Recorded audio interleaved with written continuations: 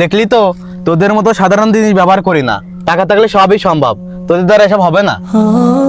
ঠিক বলেছিস বন্ধু, তোদের মতো তো আর আমার সামর্থ্য নাই।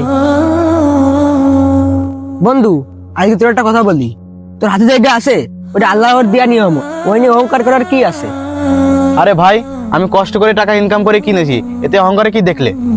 মনে রাখিস বন্ধু, আল্লাহ তাআলা কোরআনে বলেছেন, পৃথিবীতে দম্ভ ভরে চলো না, কারণ তুমি কখনোই পৃথিবীকে পদতলে বিচ্ছিন্ন করতে পারবে না এবং উচ্চতা কখনো পর্বতসম হয়ে উঠতে পারবে না।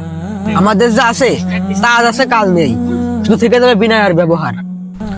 আসলে আমি আবেগে বেশি কিছু বলে ফেলেছি, আল্লাহ তাআলা আমাকে মাফ করুন। ব্যাপার না বন্ধু, তুই তোর ভুল বুঝতে পেরেছিস, এটাই অনেক। অহংকার পতনের মূল। আসুন আমরা সকলেই একসাথে বিনয় হতে শিখি। আল্লাহ হাফেজ।